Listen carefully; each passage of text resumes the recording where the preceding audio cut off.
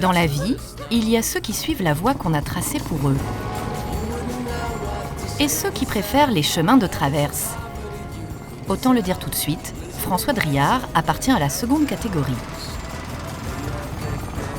C'est l'histoire d'un jeune homme de bonne famille, épris de liberté, qui a préféré suivre sa propre route. Jusque là-haut, à 2000 mètres d'altitude, en plein cœur du Népal. Comment est-il arrivé là ? C'est ce que nous allons vous raconter. François a 34 ans et une ferme dans l'Himalaya. Un endroit perdu où il s'est installé il y a 6 ans, avec un vieux rêve de gosse, vivre en pleine nature. Aujourd'hui, il parle couramment népalais. Et comme il fallait bien se trouver un métier, François est devenu fromager.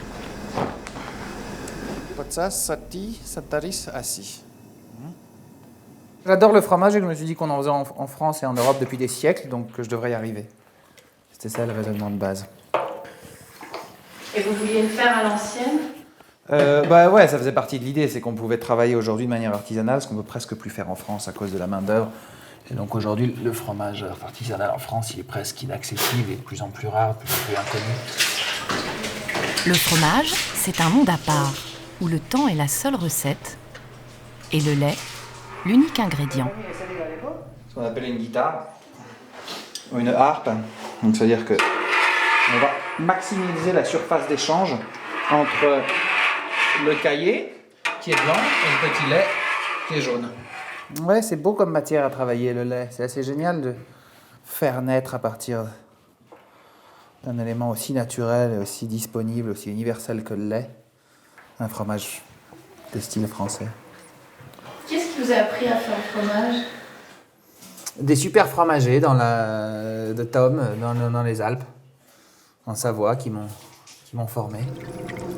Alors forcément, la spécialité de François est devenue la tome de Savoie. Il faut chauffer le lait une deuxième fois et demain on montera à 32-33 degrés, mais pas plus. Sinon la tome sera trop dure. Ça a l'air artisanal, mais ne vous y trompez pas. Tout est soigneusement minuté, égoutté, moulé. Sinon, la tome sera ratée. Parce que le fromage, ça se fait vite. Il y a des températures, il y a des trucs. Tu vois, le fromage est né. Ça n'a toujours pas de goût.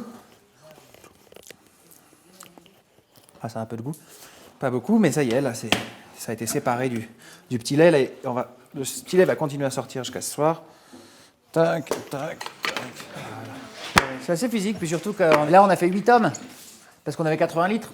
En l'occurrence, on a fait 2 petites en plus en rab, mais là où j'ai appris, on avait 800 litres, donc on faisait 80. Alors là, ça devient physique. Les retournements et tout, parce que toutes les heures, toutes les demi-heures, puis toutes les heures, on va venir les retourner. Alors là, c'est rien, ça fait en 2 minutes, mais quand tu as une table pleine.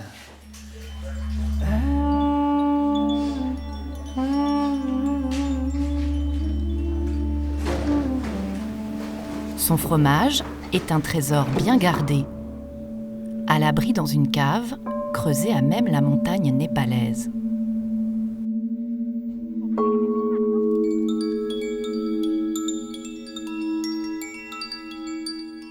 Je viens mettre les dates sur les fromages qu'on a fait hier.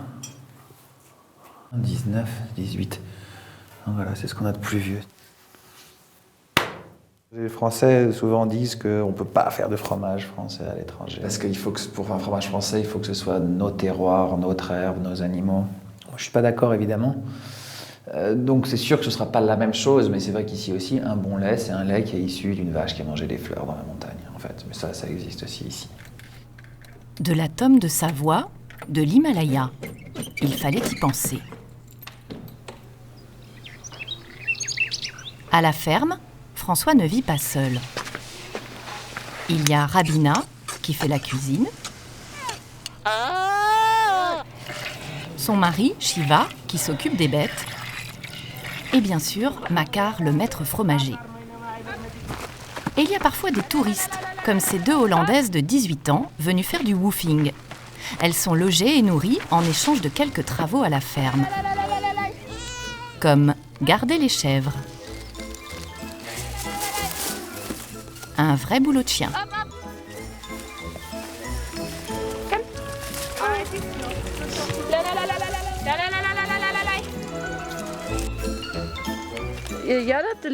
Hier, il y avait un gamin de 6 ans. Il est dirigé facile, avec des pierres. Je lui ai dit, mais comment tu fais ? Kato et Olia ne sont pas au bout de leur peine.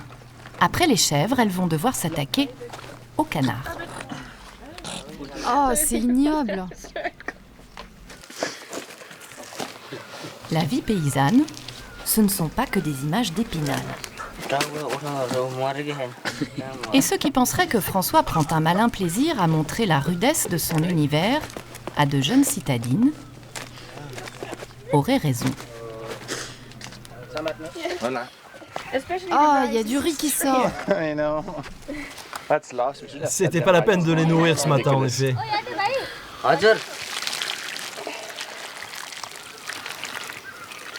Vous voulez les plumer ? It comes out. It's difficult. C'est dur, hein ? Ah oui. Pourquoi vous avez souvent des volontaires comme ça? Tous les mois, on en a au moins un couple qui vient. Ouais. On sait jamais un peu comment ça se passe, mais en général, ça fonctionne assez bien. Ils bossent, ils sont contents, ça fait. Ils rencontrent les Népalais d'ici, qui sont des Népalais auxquels normalement les touristes n'ont pas vraiment accès. C'est mon premier voyage aussi loin. Ça fait juste 2 jours, mais j'adore. On est plus dans la vraie vie que dormir à l'hôtel et visiter une ville. Ici, on ne se sent pas comme des touristes. C'est chouette. François met son point d'honneur à vivre à la népalaise Et donc voilà la douche. et cultive donc un petit côté Robinson. Mais donc voilà, quand on se douche, on accroche le tuyau à la branche et voilà, on se douche là. L'eau est froide, mais il faut se doucher à midi. Sous le soleil, c'est l'eau de la source de là-haut, celle qui nous approvisionne pour tout, pour les animaux, pour la fromagerie principalement. Pour boire, c'est l'eau qu'on boit aussi. Elle est propre. Quant à sa maison, les murs sont en bouse de vache séchée et elle n'a qu'une seule pièce. Voilà.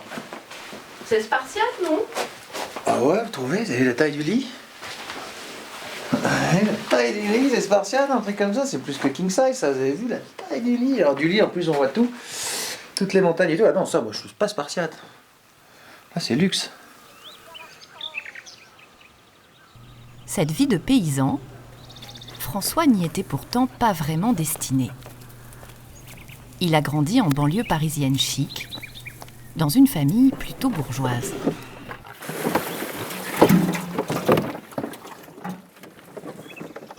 Vous avez fait quoi comme études? J'ai fait des études de commerce. On est loin du cochon quand même. Oui, ça sert pas à grand chose. Il y avait une voie facile en fait. Pourquoi ne pas l'avoir suivie? Je sais pas parce que je vois que c'est une façon de voir les choses, mais pour moi c'est la voie, ça c'est la voie facile. La voie là-bas c'est la voie difficile. C'est la voie de travailler dans un bureau, prendre le RER, avoir des hivers qui n'en finissent pas. Quand je reviens en France de temps en temps, donc pas très souvent, quand je reviens en France, je suis très content de prendre le RER à Roissy parce que je rentre dans les RER et ça me rappelle ce que j'ai fait pendant des années. J'ai pris mon RER plusieurs heures par jour pendant des années. Hein. J'étais étudiant à Paris, je faisais aller-retour, tout ça. Et là, c'est pas très réjouissant, quoi. Je veux dire, ici, j'ai une moto, je suis libre, j'ai mon chien, on mange assez, on a une belle vie. C'est pas mal.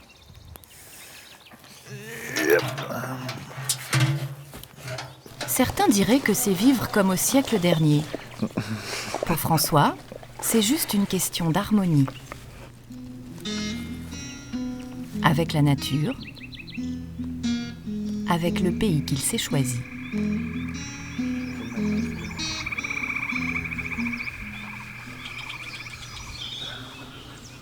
Au Népal, les nuits sont courtes. François se lève à 5 heures avec le soleil. C'est l'heure de la collecte de lait. Avec Shiva, ils partent chercher le lait des fermiers des alentours. Il a choisi de leur acheter leur production plutôt que d'avoir son propre troupeau, pour donner du travail aux paysans et s'intégrer dans la vie du village.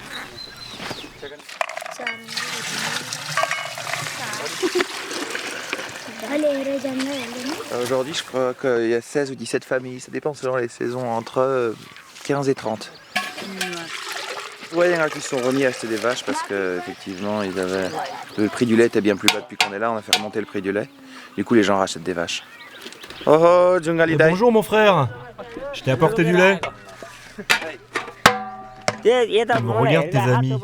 Je vais me cacher derrière toi.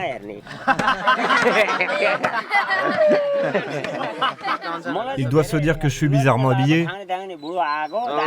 Et la moustache pas rasée. C'est le grand blagueur du village, c'est l'un des meneurs. Ils sont tous donc brahmanes, tu vois tous des moustaches, parce qu'ils ont un système pileux beaucoup plus développé que ceux des habitants de la montagne, qui est donc caractéristique de cette haute caste, cette plus haute caste.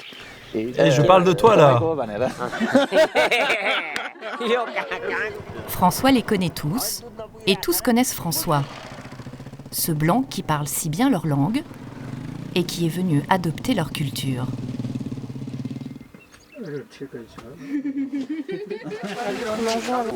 Allez, on va pousser ça par là. Allez, viens t'asseoir, Rabina. C'est du dal bat. Dal, lentilles, bat, le riz cuit. Parce qu'ils ont 3 mots pour le riz ici. Le riz quand il pousse, le riz quand il est en grain dans un sac et le riz quand il est cuit dans une assiette. J'ai vu ça dans un documentaire. On prend la nourriture entre l'index et le pouce. Et après, dans la bouche. Le Népal, François l'a découvert adolescent en vacances avec ses parents. Il en a appris les coutumes, comme la langue. J'ai vécu pendant plusieurs années, tous mes étés quasiment dans une famille de fermiers dans le nord de Katmandou, chez qui pour communiquer il fallait parler népalais, donc ça a vraiment accéléré le processus. Je voulais avoir une vraie relation avec les gens, quoi. Puis démystifier le blanc surtout. Et je pense que ça, moi je contribue beaucoup à faire ça ici. Je démystifie complètement le blanc. Ils voient que bah ouais, on est tous pareils. Je bois comme eux, je mange comme eux, je dors comme eux, ou à peu près. Après la sérénité des montagnes, voici Katmandou, la poussiéreuse et bruyante capitale du Népal. François vit ici 3 jours par semaine. Sa maison est facile à reconnaître, c'est la plus fleurie du quartier. Et c'est aussi la seule qui sent la saucisse. Bonjour. C'est l'équipe de ville, quoi. C'est 3 super femmes qui travaillent toute la semaine. François ne se contente plus de fabriquer du fromage, il a transformé sa cuisine en véritable charcuterie. Voilà. Donc on a les canards pour le marché. On a les jambons, petits jambons fumés, ça se vend très bien aussi. Le pâté de campagne qui est en fait un pâté de foie de cochon. Super bon, ça marche vraiment bien, on fait ça au cognac français. Là, des produits bien sûr, merguez. 100% fait maison. Et une bonne saucisse, on coupe la viande à la main, on fait son mélange, on poivre, on sale, on embosse dans un intestin qu'on a lavé soi-même à la main. Et là, on a un produit qui est vraiment bon. En France, maintenant, les produits artisanaux sont devenus vachement rares, vachement chers. Qui va chez un fromager acheter des fromages? Peu de gens, c'est très cher et c'est là où est le bon fromage. Qui a les moyens d'aller chez un charcutier et un boucher une fois par semaine? Il y a très peu de gens aujourd'hui. Ici, on arrive à perpétuer ça. Puis comme je disais pas, j'aime être le pionnier. Donc je suis le pionnier de la merguez au Népal. Je suis le seul à avoir jamais fait une andouillette au Népal. Et ça me fait quelque chose. Jambon et saucisses seront vendus sur le marché de Katmandou. Quant aux tomes de l'Himalaya, un destin plus prestigieux les attend. Tu peux me passer la colle? Elles iront garnir les buffets des hôtels 5 étoiles et les bonnes tables de la ville. Je dois en livrer plusieurs. Alors je mets un repère pour chaque hôtel. C'est Pooja qui se charge de la précieuse marchandise. Pas question de se tromper de destinataire. Les tomes, il n'y en a pas des tonnes. Et à Katmandou, certains seraient prêts à tout pour en obtenir une. Comme Christine par exemple. Quand elle ne conduit pas son vélomoteur, elle tient l'un des rares restaurants français de Katmandou.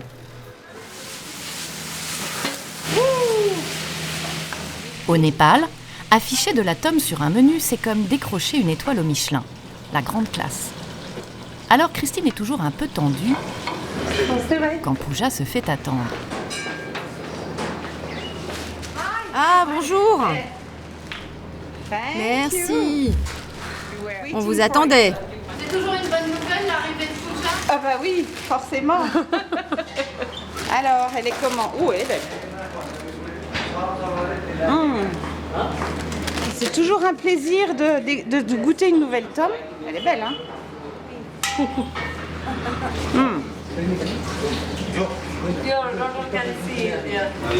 que c'est un produit de luxe, le fromage? Oui, quand même, par rapport, si on compare avec les légumes, les œufs, les choses comme ça. Alors, 1, 2 and 3. Okay. Thank you so much. C'est bien, j'ai beaucoup d'argent aujourd'hui. Les affaires sont bonnes? Oui, c'est un bon jour. Le fromage, c'est un bon business. Pas le fromage, le fromage français. Une tome, c'est entre 13 et 15 euros à peu près. Et un salaire minimum mensuel au Népal, c'est 46 euros. Donc pour un Népalais, une tome, ça correspond à au moins une semaine ou 10 jours de salaire. Alors effectivement, pour nous, si on réfléchit de leur point de vue, c'est démesuré, c'est déraisonnable. Mais rien n'est trop beau pour séduire les touristes en mal de gastronomie.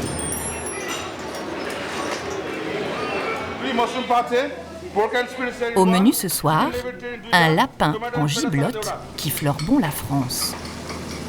Surtout pour ceux qui sont loin d'elle. Mais faire vivre la cuisine française à l'autre bout du monde n'est jamais simple. Ah, ce n'est pas le bon outil. Une cuillère, ça ira mieux. Si ça fume, c'est que ça brûle. Ça va pas. Ok? Non. Tu ne peux pas mettre ça dedans. C'est trop dur. Le mixeur est trop fragile. Quelquefois, je vois ils utilisent les outils, je fais attention. Voilà. Donc, il faut les arrêter quelquefois, juste avant la catastrophe. La catastrophe, ce soir-là, ne viendra pourtant pas des cuisines. Non. Oh là, l'électricité a coupé, c'est 8h30. Le courant est rationné au Népal. Les convives doivent finir de dîner dans le noir. Vous êtes zen quand même, hein? Non, je suis pas zen. Mais non, je suis pas zen, je boue à l'intérieur. Je boue. Ça fait partie des choses un peu folkloriques. Quand on est là, et la lumière fut.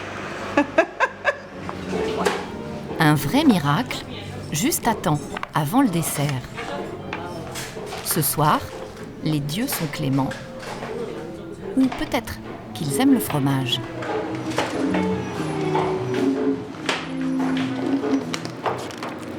Le lendemain, nous retrouvons François bien loin de sa ferme, paré à décoller. Il a lâché ses fromages pour aller chercher la poudreuse.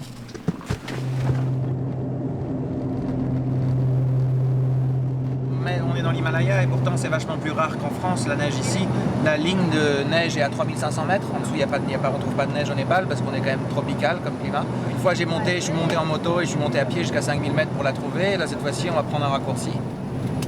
François a un projet un peu fou. Créer une petite station de ski dans les Annapurna, l'une des plus hautes chaînes de l'Himalaya. Pour aller reconnaître les futures pistes, il va avoir besoin d'un petit coup de main.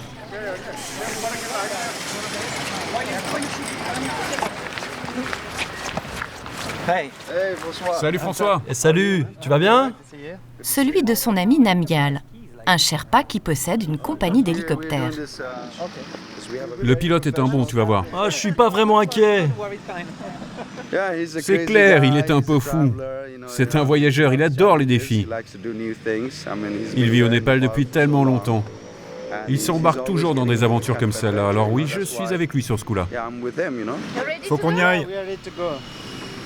Le défi du jour, se faire déposer en hélicoptère à 5000 mètres d'altitude et descendre en snowboard un flanc de montagne totalement vierge. Encore un rêve de gosse ou alors un rêve de dingue. Vous avez pas peur? Non, je suis excité. Non, ça monte, c'est bien. C'est génial. C'est pas un peu dangereux quand même? Un tout petit peu, mais ça fait partie de l'excitation.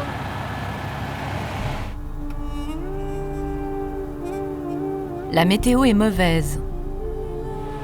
L'oxygène se raréfie. Avec l'altitude, la tension monte. Au loin, l'Annapurna, l'un des plus hauts sommets du monde, semble défier François.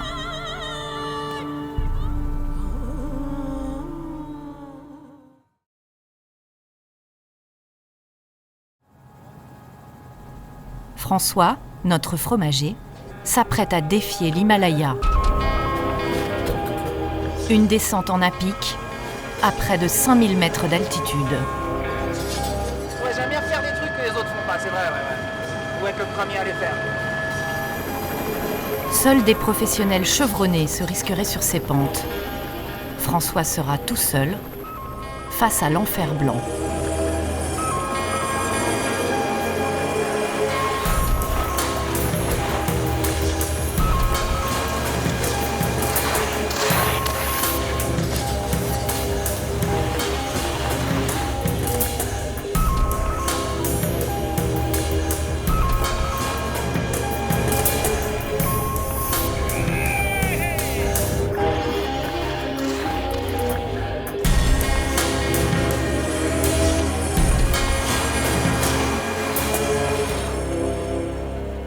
Longues minutes de descente à vous couper le souffle et les jambes. Physiquement, c'est vachement demandant, c'est vachement difficile, c'est vachement exigeant parce que on est presque à 5000 mètres d'altitude et je sais pas, le sang, l'acide lactique, je sais pas comment ça s'appelle, l'air ça va parce qu'on descend, mais les jambes sont vachement, c'est comme des crampes quasiment instantanées. C'était comment? Super. Non, ça va marcher. Mais je pense qu'il faut que les gens viennent 2 ou 3 jours. Il faut qu'ils s'habituent à l'altitude.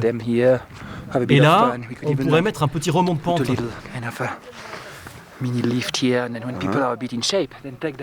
Je pense que c'est jouable. Mais il faut venir en février, parce que là, la neige devient dure. C'est tellement beau, imagine ici. Ce qu'on disait avec Namgyal. Un chalet, barbecue, bière. Une machine à musique, on amène des gens ici, éventuellement même par radio. Il s'y voit déjà, François. Et d'ailleurs, pourquoi pas? Derrière tout bâtisseur, il y a un grand rêveur. Samedi matin, sur le marché de Katmandou. Elle est fraîche, ma saucisse, elle est fraîche!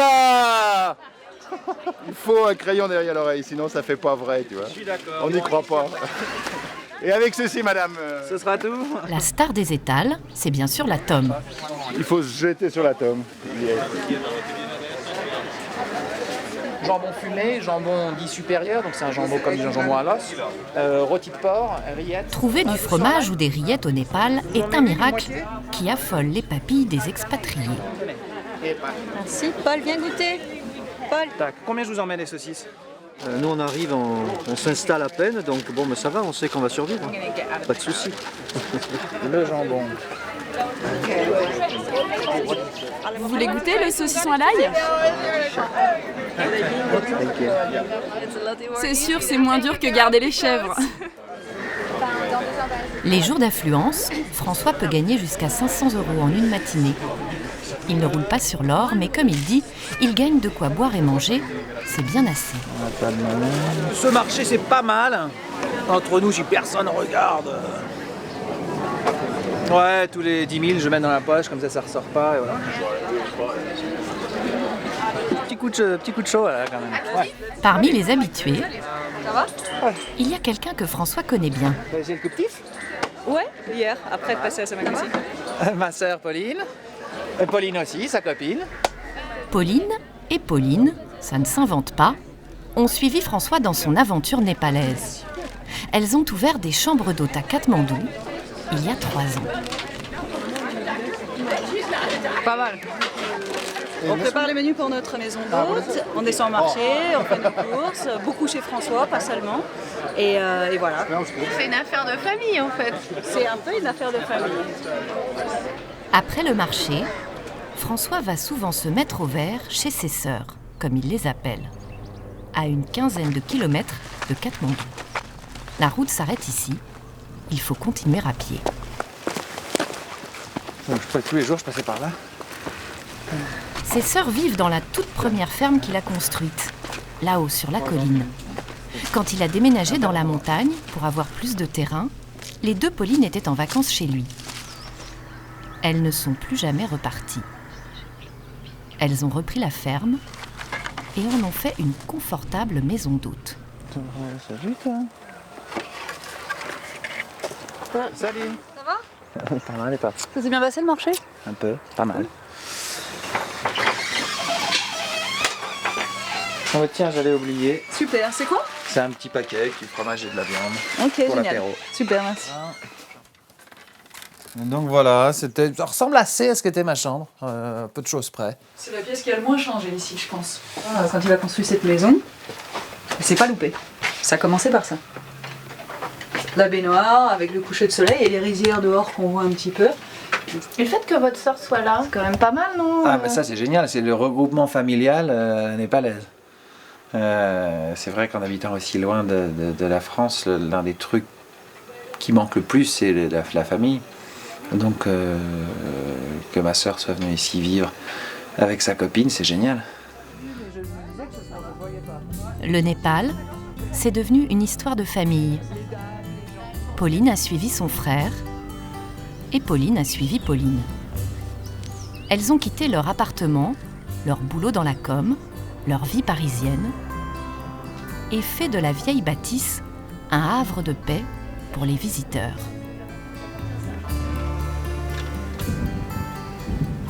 Un changement radical de trajectoire qui, curieusement, s'est fait sans effort. Si on m'avait dit un jour tu vas quitter ton boulot, ton scooter et tes talons pour aller brosser des ânes le matin à 6 ou 7 heures du mat, non, je ne l'aurais pas spécialement imaginé. Il y a des choses qui vous manquent de France? Les chaussures. J'ai une grande passion pour les chaussures. Ici, c'est un désespoir pour les chaussures. Rien, les chaussures me manquent.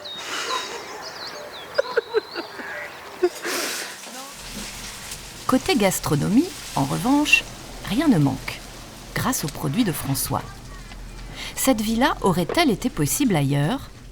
Pas sûr. Et sans doute pas en France. Nous, on est arrivés, on n'avait rien. On avait un peu de thunes en poche et on a commencé avec rien. Pour faire ça, pour construire une maison comme on a construit en France, il faut beaucoup de fric et beaucoup d'autorisation. Et ni l'un ni l'autre, on les aurait obtenus facilement en France.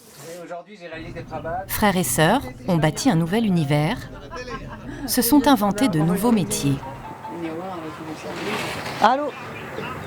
Oui, pour combien de personnes?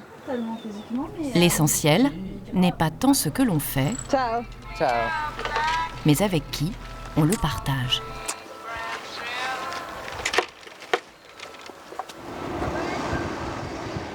Il est temps pour François de regagner sa ferme. Cette fois, il a un invité de marque, un maître fromager.